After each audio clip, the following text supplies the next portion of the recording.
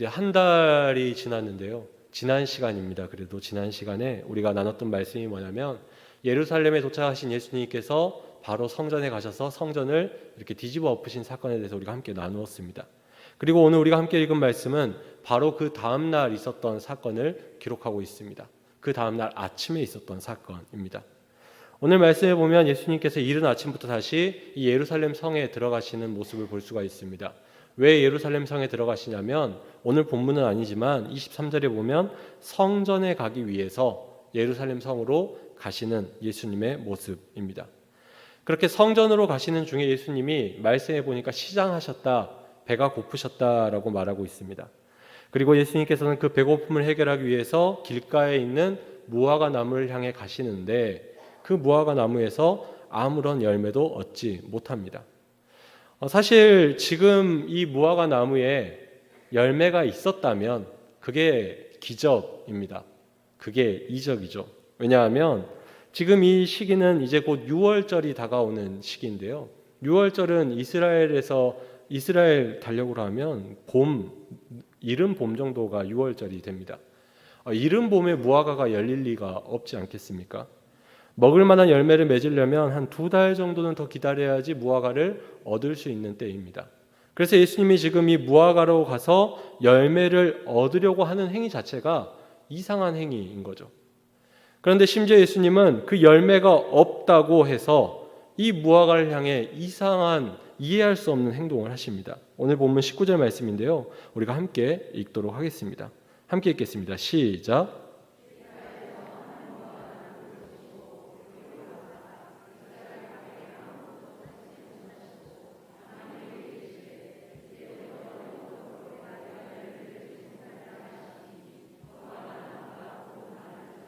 아멘.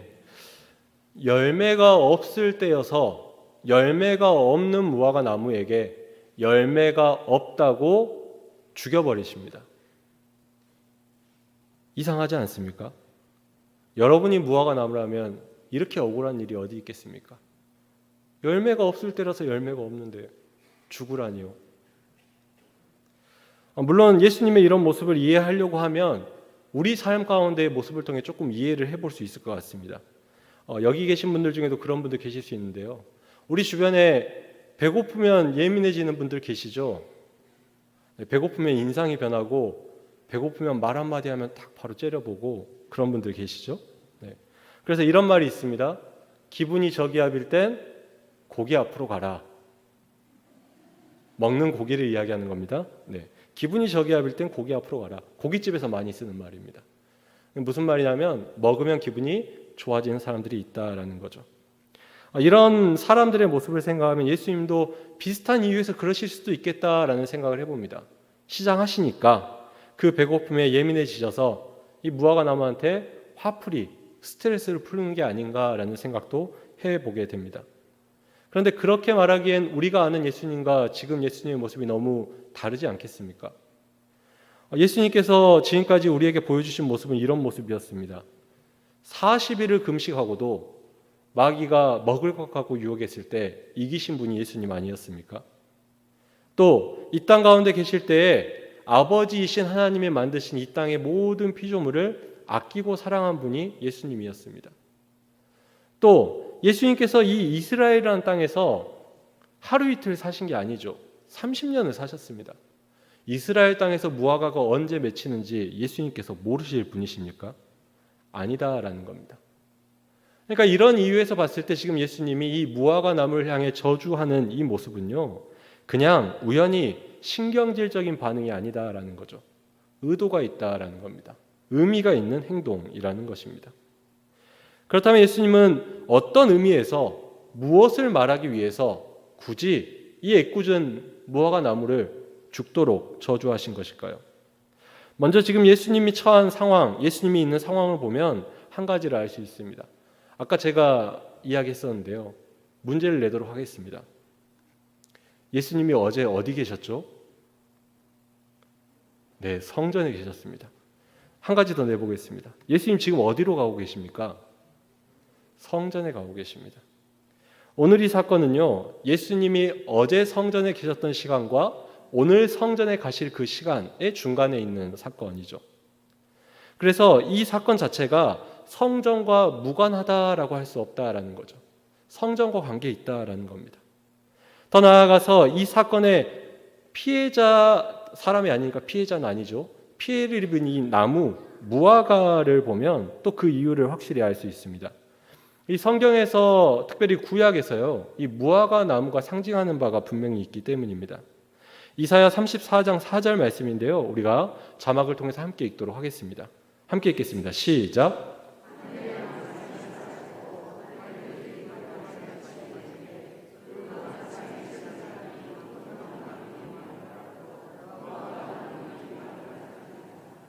네. 또 예레미야 8장 13절 말씀인데요, 우리가 함께 읽도록 하겠습니다. 시작. 여호와의 말씀이니라. 내가 그들을 진멸하니 포도나무에 포도가 없을 것이며 무화과 나무에 무화과가 없을 것이며 그 잎사귀가 마를 것이라. 내가 그들에게 준 것이 없어지리라. 아멘. 이 구약에서 보면요, 이 무화과 나무 또 무화과가 마른다라는 것은 무슨 의미냐면 하나님이 진노하셔서 심판하셨다라는 것을 이 무화과 나무와 그 잎사귀의 마름을 통해서 비유로 표현하고 있습니다. 방금 읽었던 두 가지 말씀 다 심판의 말씀인데요. 그러면 이 심판의 말씀의 대상이 누구였을까요? 이스라엘을 괴롭히는 이방 나라들을 향한 심판이었을까요? 그렇지 않습니다. 이스라엘을 향한 심판의 말씀입니다. 예루살렘을 향해서 심판하는 말씀입니다. 너희가 어떻게 될 것이다? 무화과 나무의 잎이 마름처럼 너희들이 그렇게 심판받을 것이다 라는 하나님의 심판의 말씀이 있었다라는 것입니다. 즉 이 무화과 나무라는 것은요, 이스라엘, 예루살렘, 또 아까 이야기한 것처럼 성전이라는 곳과 비슷한 의미의 대상이라는 것이죠. 그래서 이 무화과 나무가 변화된 이 모습, 다른 말로 하면 죽게 된 이 모습은 곧 이 무화과 나무와 같은 이스라엘, 예루살렘, 또 성전에 하나님의 심판이 임할 것이다 라는 것을 보여주는 예수님의 예언적인 행동이라는 것입니다. 그냥 예수님이 화풀이 한 게 아니라는 거예요. 그냥 예수님이 스트레스 푼 게 아닙니다. 하나님의 그 뜻을 전하기 위해서 무화과 나무를 사용하셨다라는 것입니다. 그리고 이런 예수님의 행동은요, 무화과 나무와 같이 이스라엘과 예루살렘과 예루살렘 성전만 망할 것이다 라는 게 아닙니다. 이 이스라엘이나 예루살렘이나 예루살렘 성전은 나라고 도시고 건물이잖아요. 이건 다 보이는 것들입니다. 근데 이 보이는 것들의 보이는 망함만을 뜻하는 게 아니다라는 거죠. 이 모든 것들을 아우르고 있는 한 가지가 있습니다. 이 모든 것들 안에 있고 이 모든 것들 위에 있는 한 가지가 있습니다. 그게 뭐냐면 유대교입니다. 이 모든 것들 안에 그리고 그 위에 있는 이 유대교를 향한 하나님의 심판을 지금 이야기하고 있다라는 것이죠. 무슨 말이냐면 지금 입만 무성하고 예수님이 열매를 찾았음에도 불구하고 열매 하나 없는 이 보기만 좋은 나무와 같은 유대교를 향해서 이제 심판이 있을 것이다 라는 예수님의 말씀이라는 것입니다. 당시에 예수님이 계셨던 당시에 이 유대교의 모습은요, 너무나도 멋있었죠. 화려했습니다. 형식도 완전했습니다. 예를 들면 성전은요, 우리가 잘 아는 성전들 있지 않습니까? 솔로몬이 완공했던 성전, 또 귀안에서 지은 스룹바벨을 통해 지어진 성전. 그런데 지금은 지어지고 있는 성전은 헤롯 성전이라고 부르는 이전과 비교할 수 없을 정도로 크고 화려한 성전이 지금 지어지고 있습니다. 또 더 나아가서 이 많은 사람들이 이 성전에 들어나가면서 더 많은 사람들이 예배하고 하나님께 제사하는 것처럼 보이는 게 당시 유대교의 모습이었습니다. 하지만 보기에만 그랬다라는 것입니다. 보기에만, 마치 무성한 잎사귀처럼. 우리가 지난번에도 나누었듯이 이 성전 안에서 드려지는 제사는요, 더 이상 제사라 부를 수 없는 제사였죠.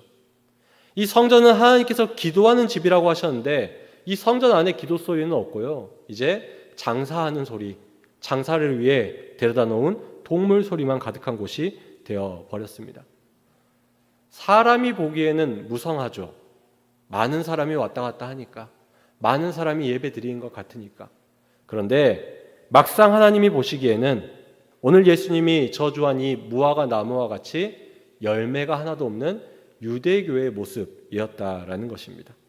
그래서 예수님께서 그 유대교를 향해 또 보여지는 성전과 예루살렘과 이스라엘을 향해 심판을 선포하고 있는 것입니다. 그렇다면 심판하면 다 끝날까요? 다 없애버리면 끝나는 것입니까? 그렇지 않죠.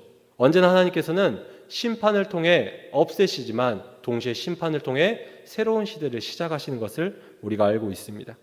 그래서 마찬가지로 예수님께서 오늘도 새로운 시대가 시작될 것이다 라는 것을 우리에게 분명히 말씀합니다.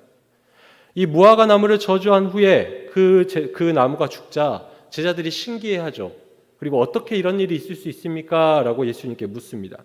그러니까 예수님이 이렇게 대답합니다. 21절과 22절 말씀인데요. 우리가 한 번 더 읽도록 하겠습니다. 함께 읽겠습니다. 시작.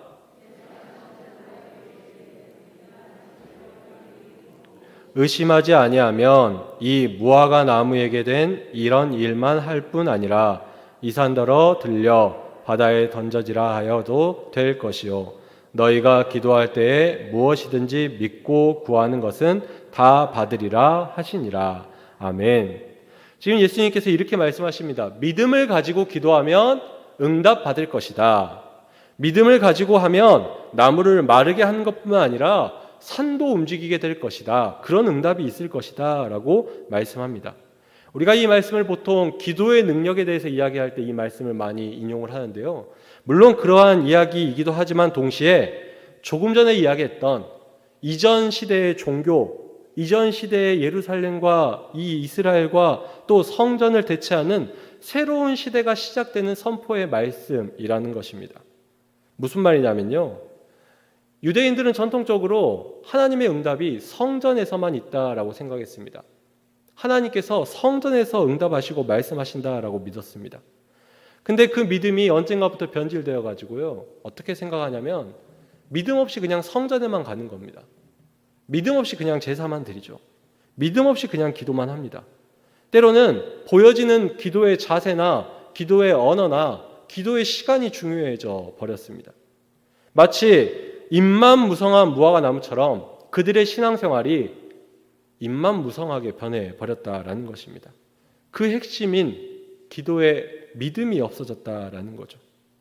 그래서 예수님께서 이전에 기도에 대해서 가르치실 때 분명히 이렇게 말씀하셨습니다. 마태복음 6장 7절과 8절인데요. 우리가 자막을 통해 함께 읽도록 하겠습니다. 함께 읽겠습니다. 시작.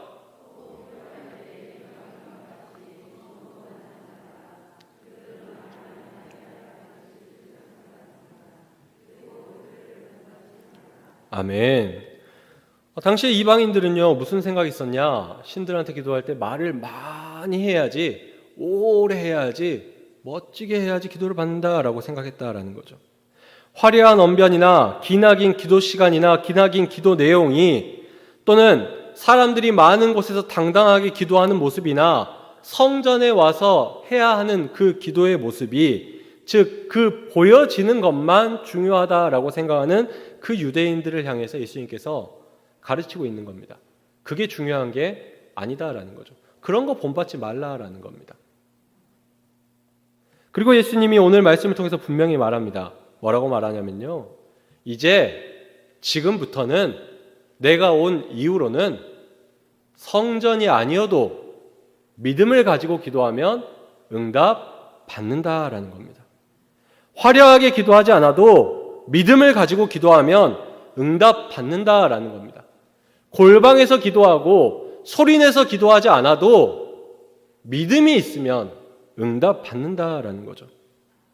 눈에 보이는 저 예루살렘 성전이 이제 성전이 아니라 믿음을 가지고 하나님을 찾는 그 사람이 곧 성전이 되는 시대를 열어주신 것입니다. 믿음만 있으면 시간도 장소도 형식도 다 필요 없이 응답이라는 열매를 맺을 수 있게 예수님께서 새로운 시대를 열어주셨다라는 거죠. 특별히 예수님께서는 그 기능이 끝나버린 예루살렘 성전을 이제 버려버리시고 새로운 성전을 세우십니다. 믿음으로 하나님을 찾는 성도 그리고 그 공동체를 하나님께서 기뻐하시는 하나님의 열매 맺는 새로운 공동체이자 교회로 세워주시는 것입니다. 즉 오늘 말씀을 기점으로 예수님께서 이 무성함만 가지고 살아가던 유대교와 유대인들을 끝내시고 풍성함이라는 것을 추구하는 그리스도인들의 시대로 새로운 시대를 열어가고 있다라는 것입니다. 그래서 오늘 말씀을 통해서 우리가 바라기는요, 우리 교회는 무성한 교회 되지 마시고 풍성한 교회 되시기를 바랍니다. 제가 헷갈려서 사전을 좀 찾아봤습니다. 무성하다라는 말은요, 사전에 무슨 뜻이 있냐면요, 풀이나 나무 따위가 자라서 우거진 상태를 표현하는 말입니다. 우리가 이제 5월 달이지 않습니까? 이제 5월이 되면 비도 내리고 하면 이렇게 막 풀도 많이 자라고요, 산에 나무도 더 초록초록하게 자랍니다. 그걸 보면서 우리가 무성해졌다, 무성하다라고 표현을 하죠. 그리고 무성한 것 자체도 참 보기 좋습니다. 여러분들도 아마 식물 키우시는 분들은 그러실 텐데 새싹이 돋아나고 연한 초록빛을 가진 잎사귀들이 나오면 기분이 좋으시죠? 네, 저는 키우는 것마다 죽여서 잘 모르는데요. 아무튼 그걸 좋으셔하셔서 다들 식물을 키우시지 않습니까? 또 자연에 가서 그런 것을 보면서 좋아하시는 분들이 이렇게 여행을 다니는 건 아니겠습니까? 물론 이 무성함, 그것도 아름다움이 있고 좋은 일입니다. 그런데 문제는요, 우리가 열매를 원해서 키우는 식물이, 열매를 원해서 심은 이 나무가 열매는 없고 무성함만 있다면 여러분 언제까지 좋아하시겠습니까? 여러분이 땅을 사서 과실수를 돈을 들여서 투자를 해서 심어놨는데 이 나무들이 몇 년 동안 열매 안 맺으면 참으시겠습니까?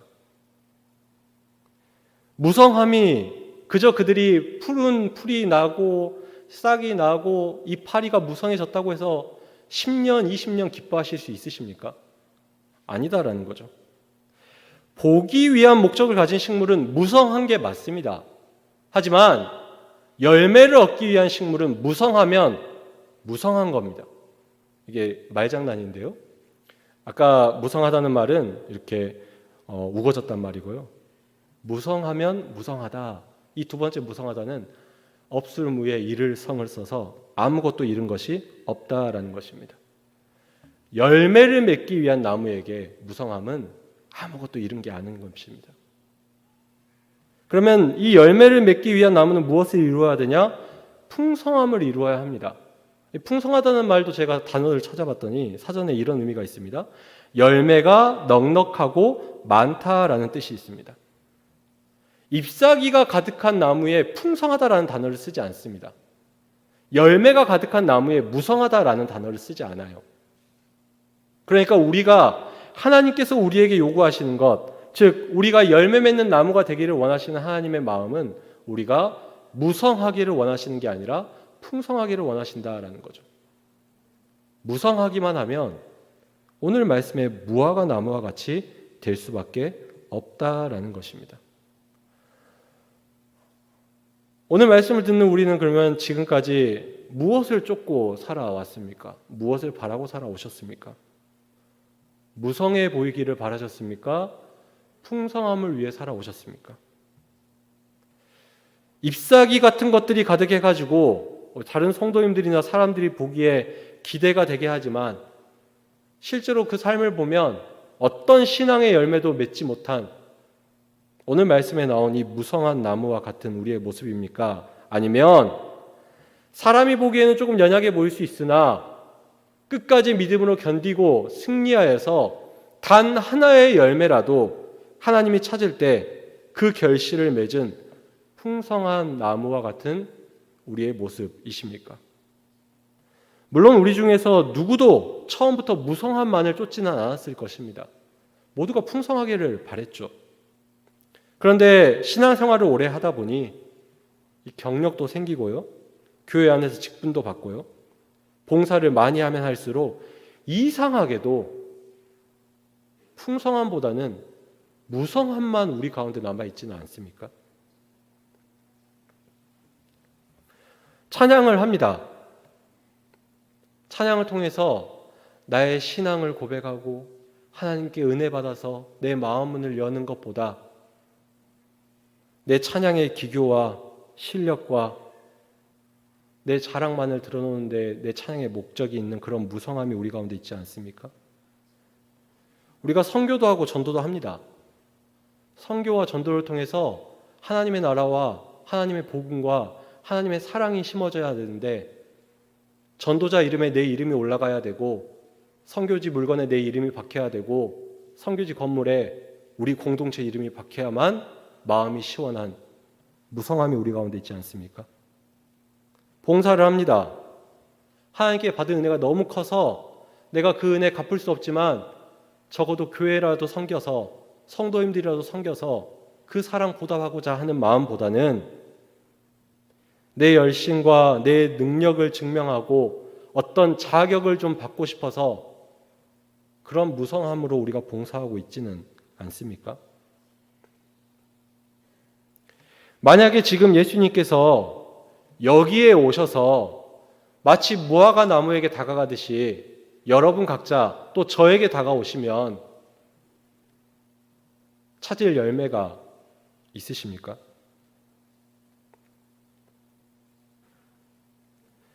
바라기는 이제 풍성한 나무 되시기를 바랍니다. 풍성함을 위해 살아가시기 바랍니다. 풍성함을 위해 살아가다가 무성함에 대한 유혹이 찾아온다 할지라도 이겨내시기 바랍니다. 무성함을 자랑하면요, 이스라엘처럼 예루살렘처럼 예루살렘 성전처럼 유대교처럼 버림받습니다. 예수님은 언제나 열매 맺을 새로운 사람을 찾아 그 사람을 성전 삼으시고 하나님의 백성 삼으십니다. 바라기는 이것을 기억하시고 풍성함을 위해 우리의 믿음을 지키며 하나님께서 찾으실 때 언제든지 그 열매를 내어놓을 수 있는 우리 모두가 되기를 간절히 소원합니다. 그렇게 살아간다면 하나님께서 언제든지 기쁘게 우리에게 찾아와 기쁨으로 열매를 취하시며 또 우리를 사랑하시고 더 많은 열매 맺을 수 있도록 힘 주실 줄로 믿습니다. 그래서 앞으로 신앙생활하는 동안 저도 여러분도 무성함이 아니라 풍성함으로 인정받는 우리 모두가 되기를 간절히 소원합니다.